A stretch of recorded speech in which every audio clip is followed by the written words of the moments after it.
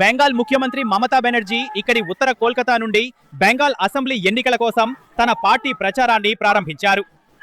LPG కొరత మరియు ఇతర అనేక సమస్యలకు వ్యతిరేకంగా ఆమె ఇక్కడ ఈ నిరసన ప్రదర్శనకు నాయకత్వం వహిస్తున్నారు. ఇది ఉత్తర కలకత్తా నుండి మధ్య కోల్కతా వరకు జరుగుతున్న 2 కిలోమీటర్ల యాత్ర.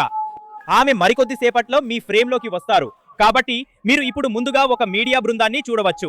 ఆ తర్వాత మీరు బెంగాల్ ముఖ్యమంత్రిని చూస్తారు. అలాగే మీరు చూస్తున్న ఈ తాడు బారికేడ్ల లోపల ఆమె ఇక్కడ నడుస్తున్నారు. మరియు నేను చెప్పినట్లుగా ఇక్కడ బెంగాల్లో ఎన్నికలు ప్రకటించిన కేవలం 1 రోజు తర్వాత ఇది జరుగుతోంది. ఎన్నికల సంఘం బెంగాల్కు 2 దశల ఎన్నికలను ప్రకటించింది. ఈ సమయంలో వాస్తవానికి మీరు బెంగాల్ ముఖ్యమంత్రిని చూడవచ్చు. ఆమె మరికొద్ది సేపట్లో మీ ఫ్రేమ్లోకి రాబోతున్నారు. ఎల్పీజీ కొరత గురించి వివిధ బ్యానర్లు మరియు ప్లకార్డులను పట్టుకుని ఆమె పార్టీ కార్యకర్తలతో కలిసి ఇక్కడ నడుస్తున్నారు. వాస్తవానికి ఆమె కూడా నడుస్తున్నారు. మీరిప్పుడు ఆమెను మీ ఫ్రేమ్లో చూడవచ్చు. బెంగాల్ ముఖ్యమంత్రి విడిగా నడుస్తున్నారు. మీరు చూస్తున్నట్లుగా ఆమె పార్టీ కార్యకర్తలు మరియు మిగతా అందరూ అనుసరిస్తున్నారు. మరియు ఈ నిరసన ప్రదర్శన ఈ విధంగా జరుగుతోంది. చాలా మంది ప్రజలు బెంగాల్ ముఖ్యమంత్రితో పాటు ఆమె మద్దతుదారులు మరియు పార్టీ కార్యకర్తలు అందరూ ఈ నిరసనలో పాల్గొనడానికి ఇక్కడ బారులు తీరారు. పార్టీ కార్యకర్తలు మరియు ఇతరులతో సహా చాలా మంది ప్రజలు ఈ నిరసనలో భాగంగా ఉన్నారు.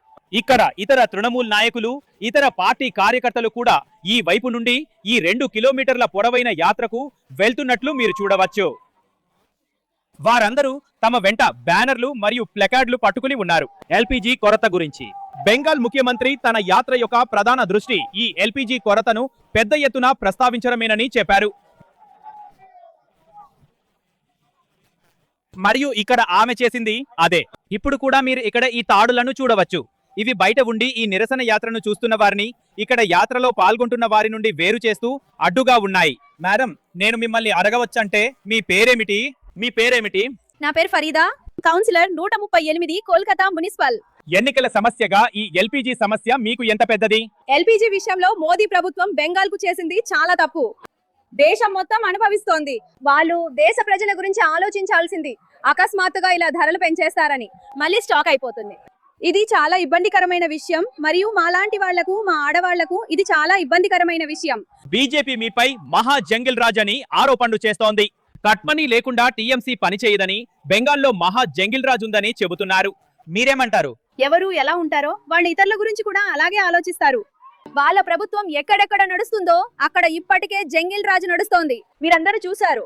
బెంగాల్ శాంతికి నెలవైన ఒక పీస్ఫుల్ ప్రదేశం. ప్రపంచ మానవాళికి కూడా తెలుసు కోల్కతా, వెస్ట్ బెంగాల్ అత్యంత సురక్షితమైన ప్రదేశాలని. ఇది తెలిసిన తర్వాత కూడా వాళ్ళు ఇలా చెప్తే అది చాలా సిగ్గుచేటైన విషయం. Thank you so much. ఈ నిరసన ప్రదర్శనలో పాల్గొంటున్న చాలా మంది ఇక్కడ ఉన్నారు. ఇక్కడున్న వారిలో కొంతమంది. మేడం, మీ పేరేంటండి? మేఘా చౌదరి. మీరు టీఎంసీ మద్దతుదారు. మీరు ర్యాలీ చూస్తున్నారు. అవును, ఖచ్చితంగా. దీదీతో పాటు ఉన్నాము. ఈ ఎల్పీజీ అనే సమస్య మీకు ఎంత పెద్ద సమస్య? మాకైతే వంట చేయడానికి చాలా సమస్య అవుతుంది. ఈ గ్యాస్ అవసరం కదా. మేము వంట చేసినప్పుడు మా కుటుంబాన్ని ఒక పద్ధతి ప్రకారం ఎలా ముందుకు నడిపించాలి, సమయం పాటించాల్సి ఉంటుంది. వంట, పిల్లలు స్కూల్కి వెళ్ళాలి, ఆఫీస్ కోసం. వాళ్ళు తమకు తాముగా స్వతంత్రులు. వాళ్ళ సమయానికి చేరుకోవాలి. ఇది చాలా ఇదొక సమస్య. కానీ కొంతమంది ఒకవేళ బీజేపీ ప్రభుత్వానికి బాధ్యత ఉంటే అప్పుడు రాష్ట్ర ప్రభుత్వానికి కూడా బాధ్యత ఉంది కదా అని కూడా అంటారు. మేడం, రాష్ట్ర ప్రభుత్వ బాధ్యత ఏదైతే ఉందో దాని గురించి మీరేమంటారు? కేవలం కేంద్రానిది మాత్రమే కాదు. అది మీకు దీది పూర్తి వివరాలు చెప్తారు. దీని గురించి మీకు తెలియదు? లేదండి. కానీ అంటే ఇదొక పెద్ద సమస్య అని మీకు అనిపిస్తోంది. ఇది పెద్ద సమస్య. మాకిది ఎలా పెద్ద సమస్య అంటే గుడ్ నైట్ నుండి గుడ్ మార్నింగ్ వరకు మా దినచర్య ప్రారంభం గ్యాస్ తో మొదలవుతుంది. సో చూశారు కదా, ఈ టీఎంసీ నిరసన ప్రదర్శనలో చాలా జనం ఉన్నారు. ముఖ్యమంత్రి గారైతే ముందుకు వెళ్లిపోయారు. కానీ ఎన్నికల ప్రకటన వెలువడిన 1 రోజు తర్వాతే టీఎంసీ బెంగాల్లో తమ ప్రచారాన్ని ప్రారంభిస్తోంది.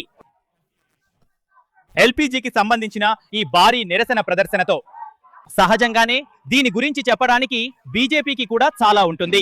హర్మజ్ వ్యవస్థ సమస్యను కేంద్రంగా చేసుకుని మమతా బందోపాధ్యాయ పశ్చిమ బెంగాల్ ప్రజలకు పుచ్చకాయ తినిపించాలని ప్రయత్నిస్తే అప్పుడు ప్రజలు ఏమీ తింటారు? మమతా బెనర్జీ గ్యాస్ ను ప్రజలు తినరు.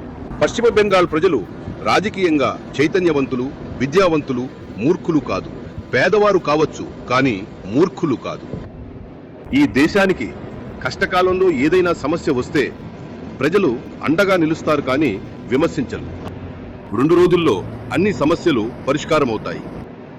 తృణమూలు తన సొంత సమస్యల్లో చిక్కుకుంది. అందుకే ముఖ్యమంత్రి రోడ్లపై ఉన్నారు. కానీ ప్రస్తుతం కోల్కతాలో టీఎంసీ ర్యాలీ ప్రధాన ఆకర్షణగా నిలుస్తోంది.